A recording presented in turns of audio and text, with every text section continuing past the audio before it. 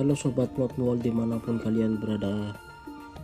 Pada video kali ini kita akan mengulas tentang sejarah atau asal usul dari Gili Tugel. Bagi masyarakat ataupun warga kota Tegal pasti sudah tidak asing dengan istilah atau dengan jalan Gili Tugel ini. Ya, Gili Tugel ini yaitu pertigaan antara Jalan Jenderal Sudirman, Jalan Air Hakim, dan Jalan Pangeran Diponegoro. Gili Tugel terdiri dari dua kata, yaitu gili yang artinya jalan, kemudian tugel yang artinya putus, yang berarti adalah jalan putus. Jalan yang dimaksud putus yaitu adalah jalan yang mengarah atau menuju ke pendopo wali kota Tegal. Jalan yang mengarah ke barat yaitu Jalan Jenderal Sudirman, kemudian jalan yang mengarah ke selatan yaitu Jalan Air Hakim, dan kemudian jalan yang mengarah ke utara yaitu Jalan Pangeran Diponegoro. Kondisi jalan Gili Tugel sekarang memang sudah sama saja dengan kondisi jalan-jalan lain pada umumnya.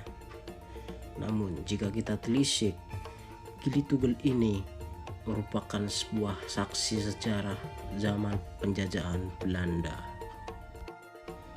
Untuk mengulas asal-usul atau sejarah dari Gili Tugel ini, kami telah merangkum dari beberapa artikel seperti Tribun Jateng dan ayotegal.com. Asal-usul atau sejarah dari Gili Tugel ini terdapat dua versi.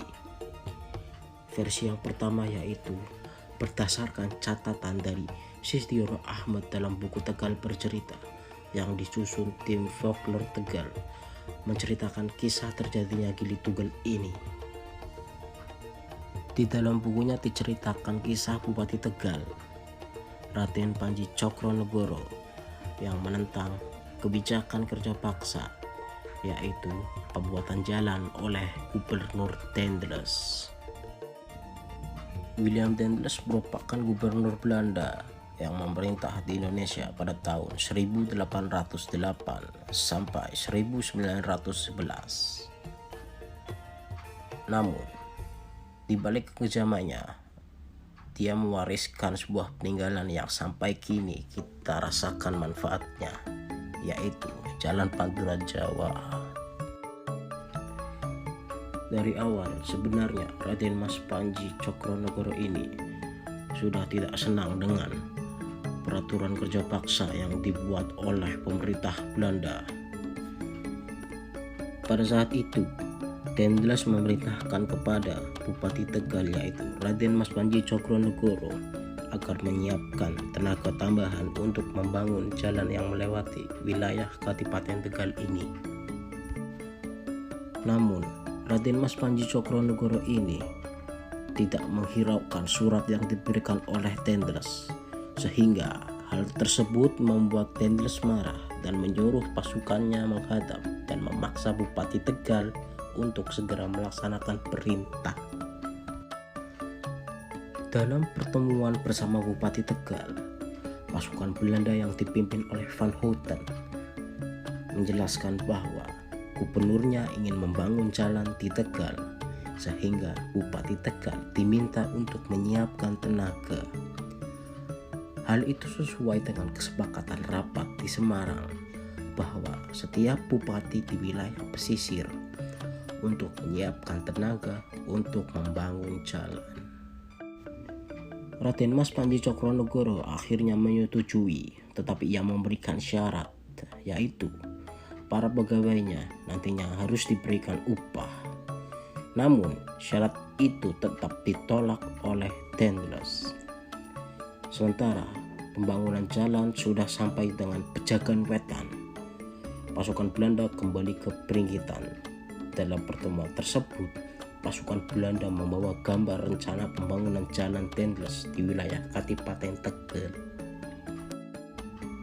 Melihat gambar tersebut, Bupati Tegal kaget karena jalan itu menerabas bagian Pringgitan dan memotong Paseban, yaitu ruang terbuka antara Pringgitan dengan pendopo.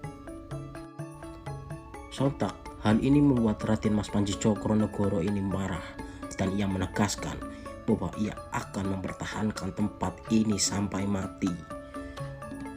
Kemarahan Bupati Tegal membuat pasukan Belanda mengokang senjatanya. Namun, pada saat yang sama, para lurah dan Patih Ronggo berhasil menikung mereka dengan jurus Sri Gunting.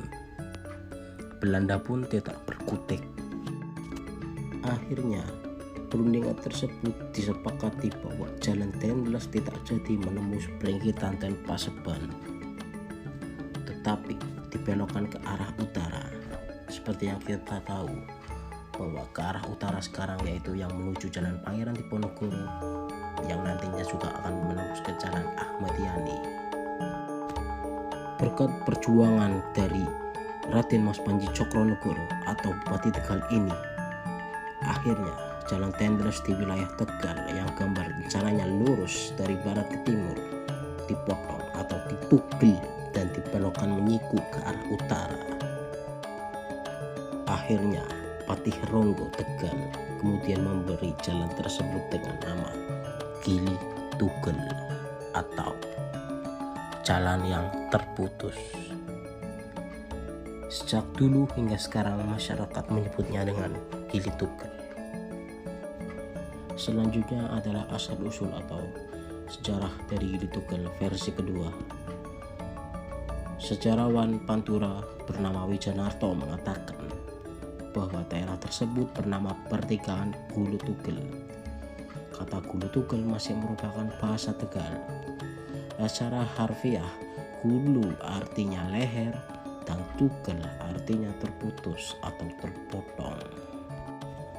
Penamaan Gulu Tugel berawal dari Perang Sampyuh. Perang Sampyuh yang menyebabkan kedua belah pihak yang berperang mati. Kedua belah pihak yang berperang yaitu Adipati Martoloyo dan Martopuro. Adipati Martoloyo tertusuk keris Kiai Kasur milik Martopuro. Begitu juga sebaliknya, Martopuro tertusuk keris Kiai Sepuh Adipati Martoloyo. Menurut Wijanarto, bahwa Adipati Martoloyo ini membangkang kekuasaan Amangkurat II yang saat itu lunak dengan VOC. Martoloyo kita ketahui dulu adalah Adipati Tegal yang perluas wilayahnya sampai Brebes, ujar Wijanarto. Kabar kematian Adipati Martoloyo membuat orang kepercayaan Adipati Martoloyo yang bernama Gendowor marah. Namun dalam sumber lain, dia bernama asli Ki Pranantaka. Gendowor juga menjadi orang kepercayaan untuk mengurus kuda Adipati Martoloyo. Saking marahnya, dia kemudian menggerakkan kekuatan untuk melawan VOC.